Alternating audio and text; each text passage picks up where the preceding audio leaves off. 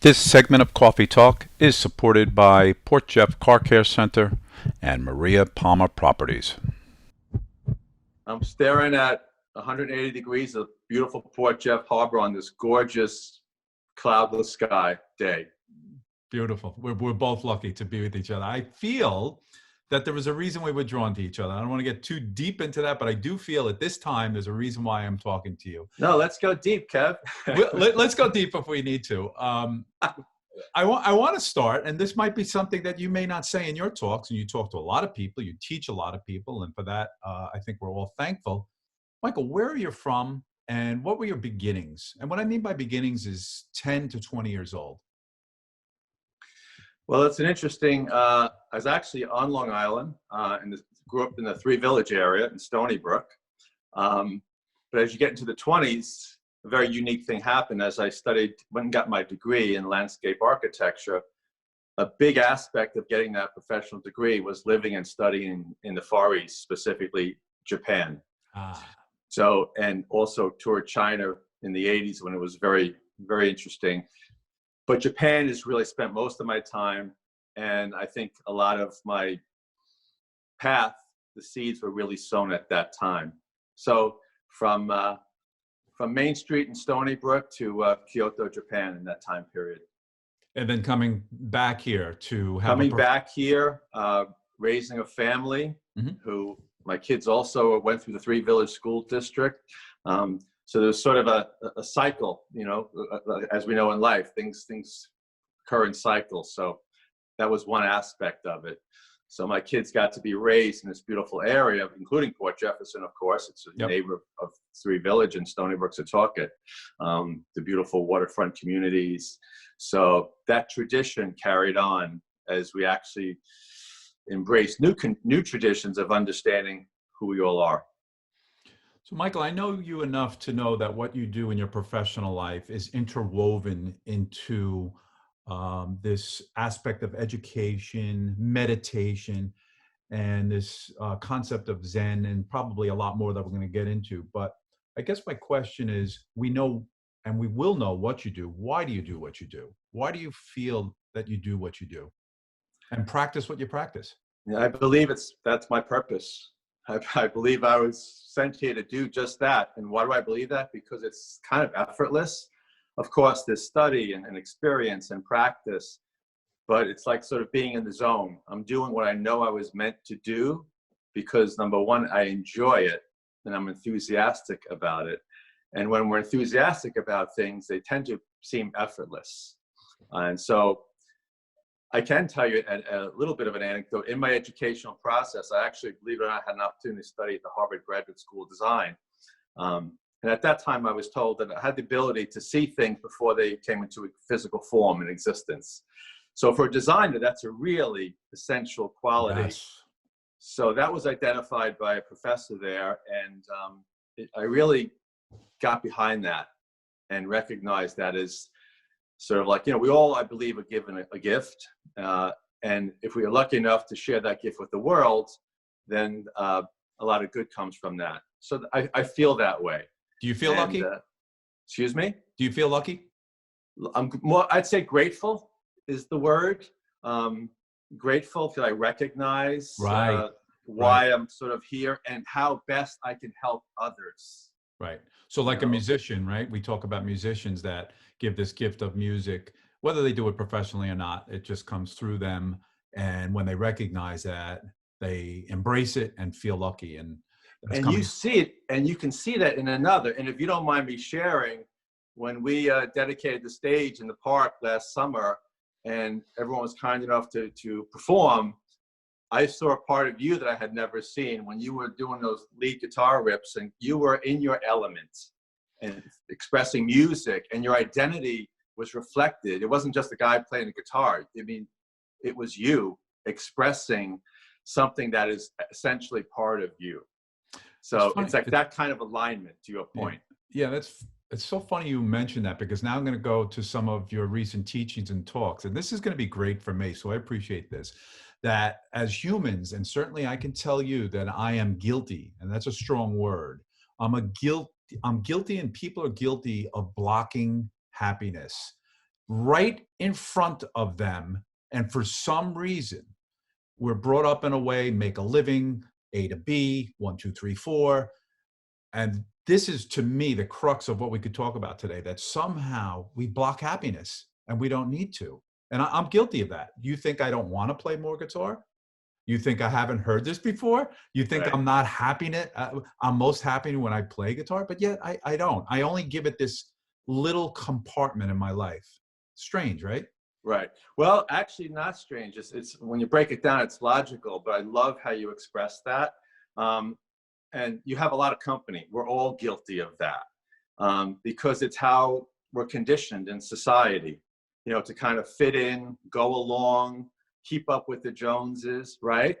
So what happens is we let fitting in with the Joneses, so to speak, transform who we actually were, you know, and are to essentially get along, you know, be liked, be admired, as I said, fit in. So Get ahead, you know, and I'll put yeah, that in. quite. We're handed out the script at a young age, and we go through the chapters, right? Get education, find a partner, get married, purchase a house, start a family, keep growing the family, now get a bigger house, join the country club, get a boat, play golf, you know, those types of things. And that's not a bad script, but it's not for everybody. So the guilt comes in when someone recognizes that's really not who they are, or what really connects them to their happiness. Yes. So that's the shift. You know, it's like someone saying, "What do you mean you're not coming?" "Well, I just don't feel like going." "Come on, we're all going. We're all going." For me, when someone's, if you don't want me to do something, tell me everybody's doing it. I don't know if that's the Zen or the Aquarian in me, but that's why, Kev. You know, in Don Miguel Ruiz's book, The Four Agreements, he talks all about the domestication of humans. So domestication of humans is that we're trained to live in the way you just expressed with the question. And that separates us from who we truly are. Did you see this in Japan, or did you see a difference in people in Japan? In other words, what I'm asking you, is there a race of people and or a country that recognizes this earlier, or is it more awareness on their parts? No, the Far East is definitely much further into the awareness of spirituality and connecting to the rhythm of nature, as well as one's own spiritual heart, including elements such as balance and harmony, you know. So that's more of a societal aspect. It's much more prevalent in the Far East as opposed to here, you know, in the West. You know, the American dream is kind of more in a backdrop of materialism and consumerism. Right. You know, consumption over contribution, which is an interesting concept. I mean, that's how we're all, you know, it's just the way we're in this part of the world, consumption over contribution. So we're all consuming, you know. Because of that, if you're in a social circle, could be a cocktail party, could be anything. I'm sure you're revered and you're appreciated, but are you ever looked at like, where did Michael come from? What's up with Michael? Michael's a little bit different. Well, myself, like others that begin to make spirituality their own reality, which is another interesting concept. You know, there's spirituality and then there's outside reality. So yes, people, they might say, you know, there's some energy or something about you that's a little different than most, and I don't even have to say a word. And again, it's not me. It's like when you have that, when you're close to your heart and inner peace, you're connected to your inner light. That light literally shines. It radiates off of you. And that's what others are seeing and responding to. So it's not Michael Opisso. It's a person that's connected to their spiritual light. So that could be... Yeah, self-reflection and being able to see that through your inner light. I like that. Well, and that's where the meditation and a mindfulness practice, it's all about connecting you to your light. And as Buddha said, we become what we think about. So if you're thinking and contemplating and meditating on your inner light, then you become that light. I want to ask you two things that are related. First, I want to ask you to define Zen, Z-E-N, and what your optimum definition of that, or what we should aspire to try to experience. then I want to ask you how that relates to the time we're in right now, Okay. because No, it's this is huge. I mean, just before I got on with you, and you know this, we're in this world, we look at news feeds, we see 20, 30, 50 different views.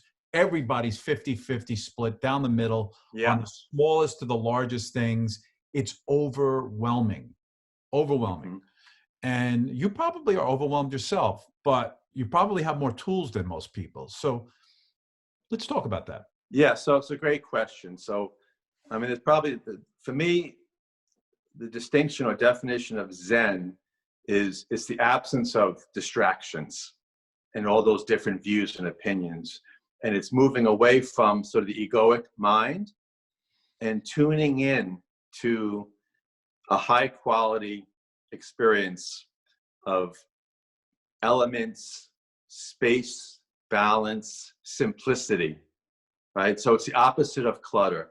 Zen, we know in the vernacular that people, even if it's some association with sort of balance and harmony, but that's a manifestation of the absence of distraction, clutter, the egoic mind darting left and right, being influenced by, as you say, social media and things like that. It's getting to the essence.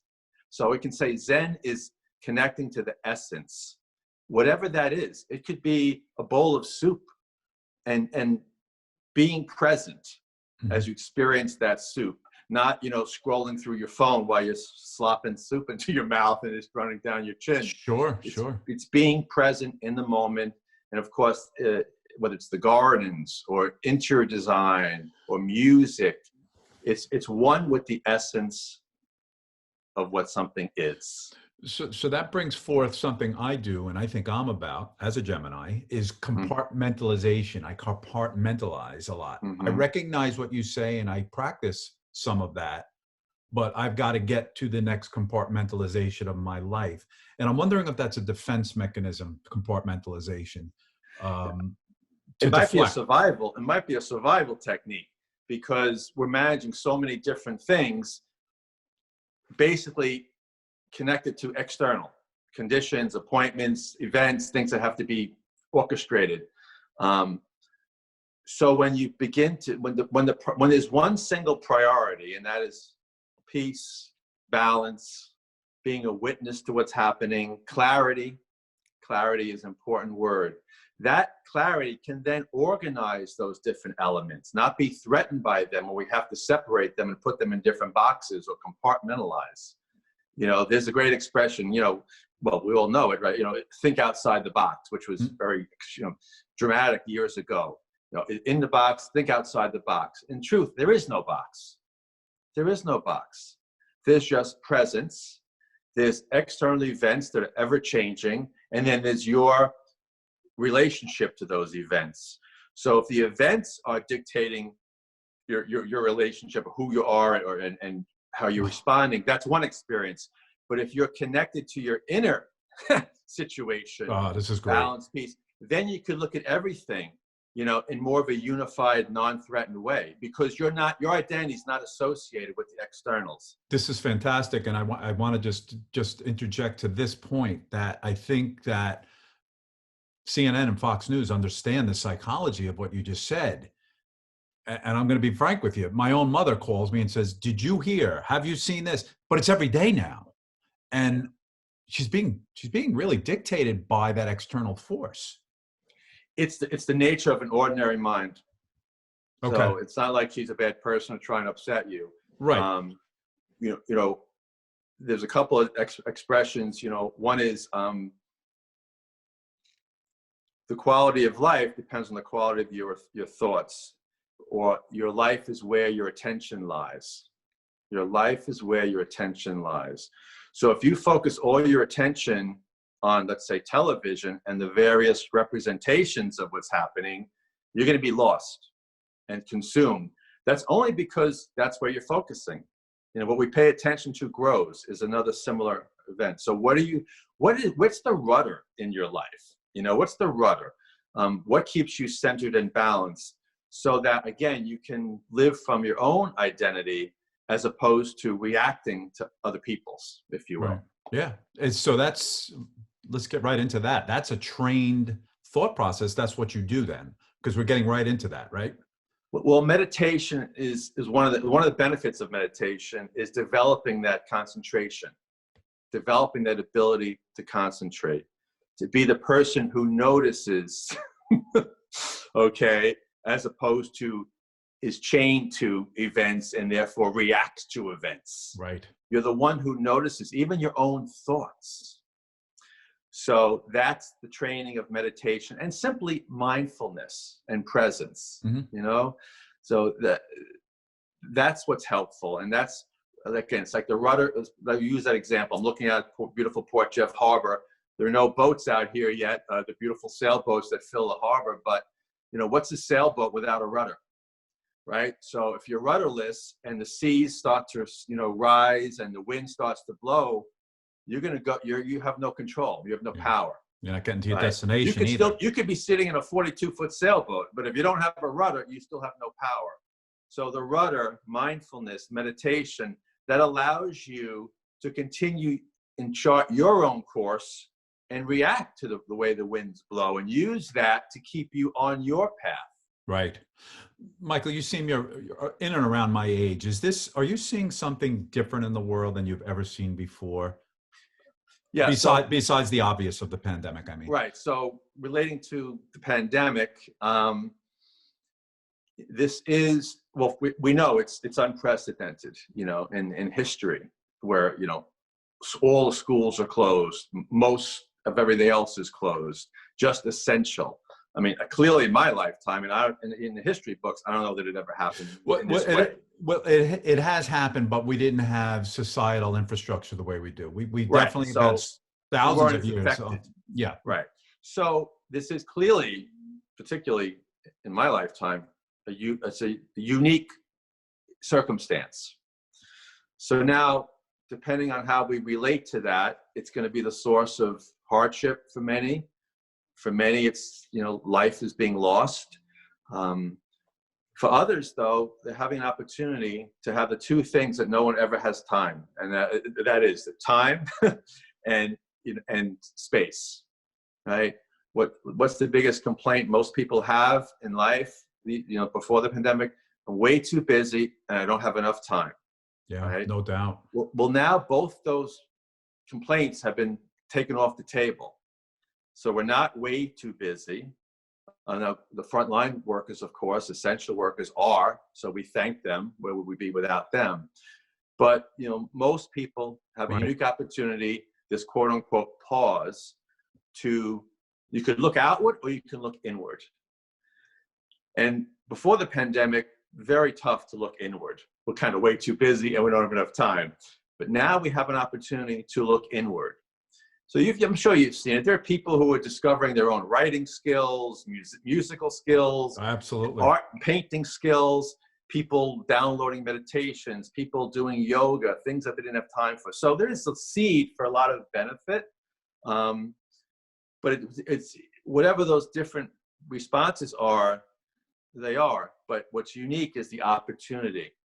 And that opportunity is space. There's a spaciousness that we have now. Is in the Zen, you'd say it's a fertile void. A fertile void. One of the things you said on one of your talks, which I liked a lot, is you said people are saying, I can't wait to get back to life, back to my normal life. And you said it's all about going forward. Yeah, there is no going back. You can't, you know, a banana can't, you know, go back to being green, right? So life is perpetually changing. So, but our mindset would act like, oh, I can't wait till we get back. You're a different person when you wake up to the person who goes to bed because of biologically cells changing in your body, time is going by, experience of the day affected in one, you know, waking day. So after this, that's a mindset. There's no going back. You know, if you want to pick a date, March 10th, 2020, that's gone forever. There's no going back, right? Whenever this, as it unfolds, it's all about, yes, going forward. And the mindset of that is so important. One of my greatest teachers said, blink and it's a whole new world. There's so much to that. You know, tomorrow is unwritten. It's, you know, the proverbial blank canvas. Now, we all fill it in with our thoughts and expectations, but that's an activity of the mind. So it is a blank canvas. And as we go forward, what do we want to paint? What do we want to see? You know, that is most beneficial to ourselves and others. And that's something we should begin to acquaint our mind with. So, Michael, you know, we talk about, you know, some people, you know, there was this saying that we're all in this together. And I was one of the first to say, we're going through the same storm, but I have to say, nobody's experienced exactly the same. Some people are really in a really rough place. Right. And some people, some that we know together, are actually doing better than ever for a few reasons. So for those people that are really at the end of their rope, I love the saying you had. And I guess it was somebody else that might have said it, but you tell me what the saying is. Yeah, so my dad used to always say, when you get to the end of your rope, tie a knot and hang on. Yeah, right, we'll get through it. So the tying the knot is so that there is a place to rest. And then kind of gather your thoughts and take a pause and reflect. Kind of connect to some sense of presence and awareness, as opposed to sort of just sliding off the end of the rope and, you know what I mean, disappearing. So it's almost like a resting spot. And for those people, and we're all touched, right? We can say, oh, I love the fact that, you know, I don't have to run around to lots of meetings, or that there's no, right now we don't have major traffic jams. So there's all benefits, but we all have different limitations too, no matter the condition that you're in. But just to remember that everything changes, and that which we lose, that gets stripped away, this idea of, and whether it's economics or the things you like to do or the places you like to go, as things get stripped away, what happens from a Zen perspective, it makes space for something else. Yes. It makes space. There's an opening, that fertile void once again. So we can't change what's happened, okay? And even in the present, you know, pain means resistance. So if you don't accept something that's happening, you can't manage it. You're just in the throes of resistance. So when we're at the end of our rope and tying the knot and hang on, that's a way of accepting something. And once you accept a certain condition, then you get the power back to then manage that situation, that condition, right? So I hope that people hear that whatever your plight, practice first accepting what is, and then moving from there, as opposed to denying what is and feeling stuck. Right. Or freaking out, like get it down first and accept it fully, then move on. Yeah. You know, the freaking out is the resistance part. Of course. Once you accept it, what does someone say? You know, what am I going to do? I mean, at some level, that's the way of the pain is gone. Now it's just about, okay, what am I going to do? That's a great invitational question. Right. So yeah, the freaking out is, I can't believe this is happening. Well, it's happening. So, and we're equipped to find a more beneficial way to respond to what's happening than freaking out. That's an important thing, Kev, that your listeners, I hope, hear that, you know, we have our ordinary, you know, self we normally relate to, which is all over the lot, up and down and scared and, you know, or even prideful in a lot of cases. But behind all of that, there's our extraordinary nature that is eternal. It's indestructible. Okay. And it's free. So if one person who listens to this just takes a few moments to follow their breath and contemplate that their spirit is eternally free, that brings the heart rate down, the blood pressure, and comes into that spaciousness of peace, that fertile void, that Zen experience of the essence of the truth, which is freedom and who you actually are. Beautiful. It just seems so radical based on how we're conditioned. Sure. This is breaking the condition. Now, before the pandemic, you would see people in person. Why don't we just talk about that a little, you know, what you do commonly, and what you've done, you know, through the internet, because you're not seeing people. But let's go back first. Yeah. So I've been teaching spirituality and meditation for, well over a decade. It's probably closer to 15 years now. There's a beautiful center right in Port Jefferson, and there's centers throughout Long Island, Kadampa meditation centers, Kadampa. And amazing, I owe everything to that practice and that tradition and the folks associated with that tradition. We have a center, and still do, right here in Port Jefferson, right across the street on East Main from Tiger Lily Cafe. Mm-hmm. But then I wanted to bring the wisdom and the logic, actually, of spirituality to people who wouldn't otherwise find themselves going to a Buddhist meditation center, So having the opportunity to reside at WAVELAND and overlook harbor in a beautiful natural setting, I felt one of the reasons I was even here was to share that and use the backdrop of nature and harmony to invite people in and do weekly classes. Gotcha. So that's been going on for almost 5 years. We do them every Sunday morning, but that evolved too. Then we shifted to special events once a month. Okay. And we'll get, upwards of 30, 35 people. We have enough room here to accommodate everyone, hear these teachings, practice meditation, and look out on the beauty of nature. And so since that has changed, we can't have gatherings, we've gone to the Facebook Live presentations. And also I'll record, Maria and I together will produce short videos just to share encouragement. Yeah. You could almost think of meditation, not almost, it's a path to encouragement and to your own happiness. You mentioned earlier that, happiness is right in front of us, we don't see it. Well, I'll go one step further. It's already inside of you. Yeah. And yet we don't see it because we're not identifying with it.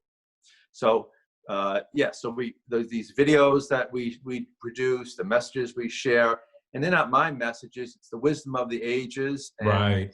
In the same way, I think I've been asked to be a landscape architect and create beauty and quality in the physical world, form world.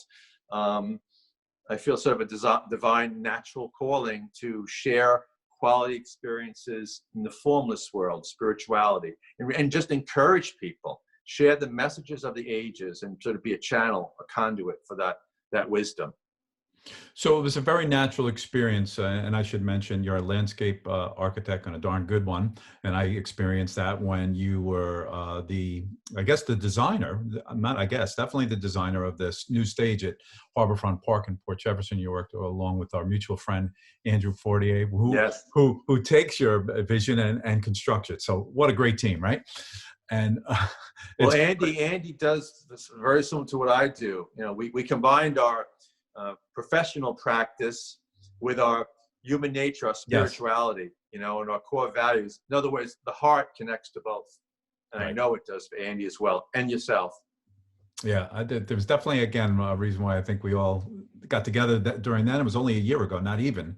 Yeah. But what came first, your attention to the practices we've been talking about into your profession, or did the profession come first to make a living maybe, and you felt you had to bring this into it, or they always were there with you together? My first instinct is almost to say it doesn't matter the order, but yeah, it doesn't matter. In respect for the question,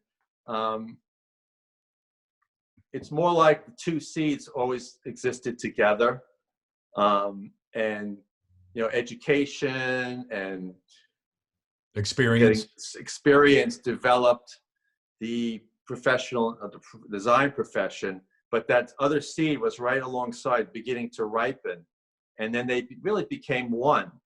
But in ordinary terms, the answer to your question was, more the professional practice. I worked for a firm a great firm for 20 years, and I became the owner of that firm, and then I exited that firm, did my own, have my own firm, Michael J. Opisso Designs.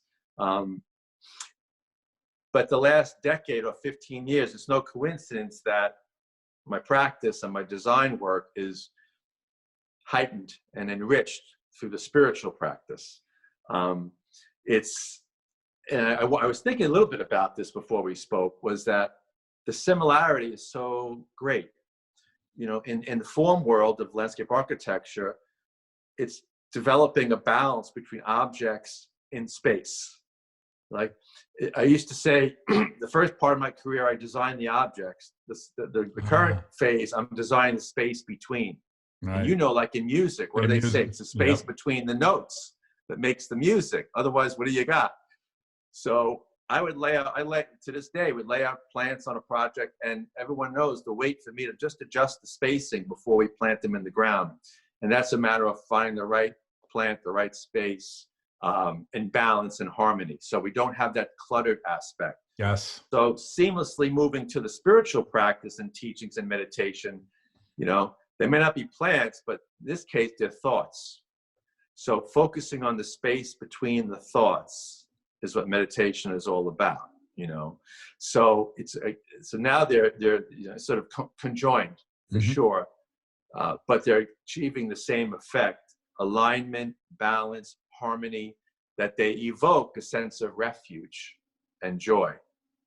So that's how, and I'm blessed to do both. Blessed, absolutely. And I'm so glad that those two came together for you, I think, naturally. Michael, I want to ask you, people that are watching, and I think I would even be included in this, possibly, that are attracted to mindfulness, living a happier life, being more at peace, but maybe, and it may not be so much so now because we have more space to think about things, but they're going, and they think that they're not that kind of person that would visit a session. They just, for some reason, they block themselves from even giving it a try. They might think it's yoga instead of mindfulness and training of the mind, if you will. What would you say to them? What would you say to people watching that want to experience something with you? And I'm not trying to do a sales pitch here. I'm trying to take my feelings and know that there's so many other people that have those same feelings. Well, the first immediate response, Kev, I have for that, because we don't have the time today to express that answer. I'll touch on it, but I honestly would refer folks to Michael Opisso on YouTube. There you go. And scroll down. There's a variety of videos. I'm not promoting the videos, but there's a specific video that says, "What if I'm not a spiritual person?" There you go. and that's what I was trying to ask. Yeah. They can dial right into that. And there's I think it's a 10 or 15 minute video that really expresses the response to that question. But in a condensed version, you could say you're not a spiritual person, but you are. We all have because you're a human being. Nature. Right. So you can say that I haven't prioritized that in my life. I haven't identified with that, but it can't be denied that you're a spiritual being. There's a spiritual aspect to yourself, right? So we can all have our opinions. That's good and that's bad, because if we think we lack, if we think we're limited, if we think we're not worthy, we believe it. That becomes our reality. So, you know, what's the benefit of all these opinions, right? Sure. Especially if it's a negative one of yourself, let alone others. But as I say, I would refer folks to Michael Opisso on YouTube, and you can look at other videos, but the one specifically says, "What if I'm not a spiritual person?" So, you know, we all have free will, right? You know, a long time ago, people said, I'm busy. Well, unless you're under, you know, someone else's control, who's making up your schedule, right? Well, we have to take responsibility. Like, we all want to be happy, but we're not really willing to pay the price, if you will, or have the courage to honor our own happiness, like you alluded to earlier. Well, I got to get a job. I got to do this. I got to pay the bills. Well, we've created these expenses. We've created it. Right? Again, tomorrow could be a blank canvas. People that change their career, second act, all these things. Focus your life on what connects to your happiness. Okay? Not what you think is going to bring you happiness, but what's going to bring out happiness. No matter how radical that was. You know, we touched a little bit on my career. You know, I was a president of one of the largest design build firms in landscape architecture on Long Island, and I was there for 20 years.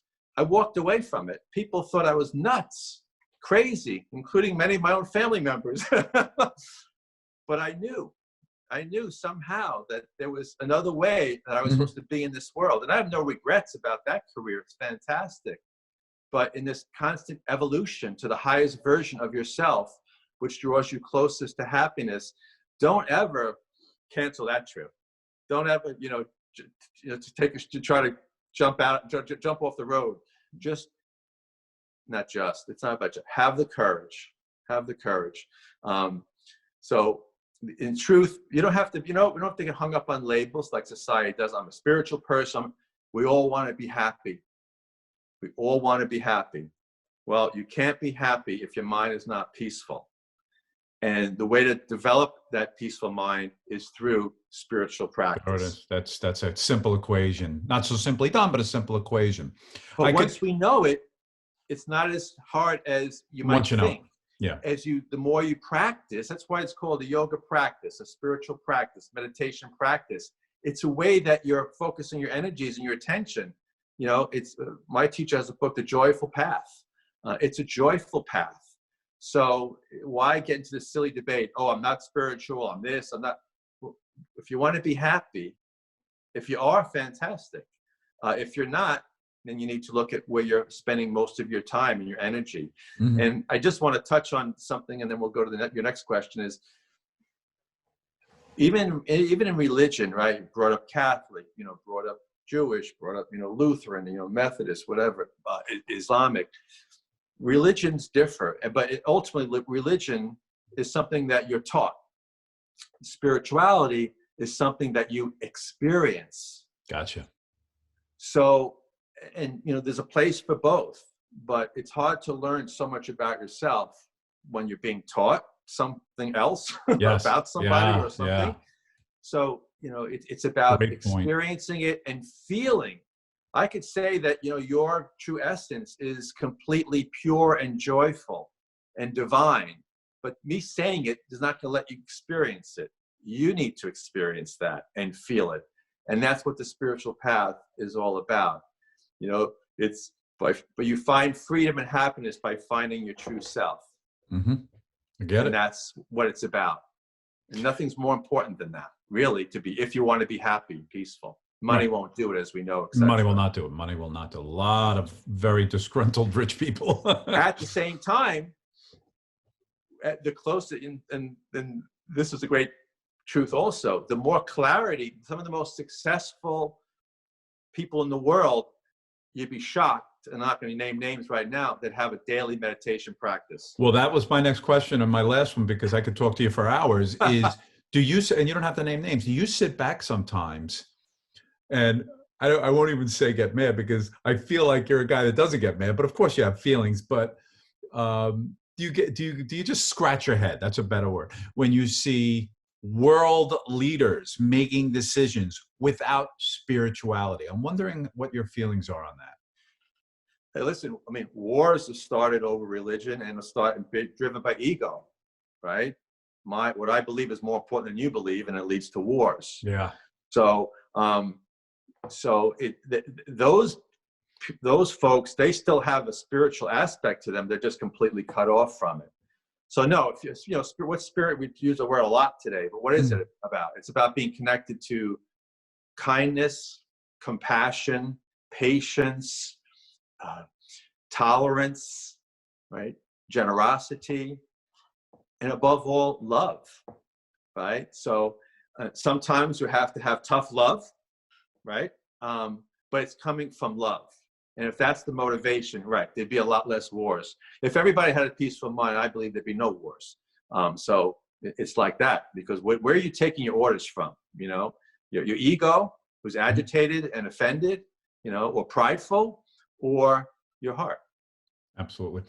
I do have one more question. Who were your most inspirational people that brought you through your journey here? One that's been inspirational to me is Eckhart Tolle, depending on the way you say it. But what I liked about when I read some of his teachings, it was this whole thing of the now.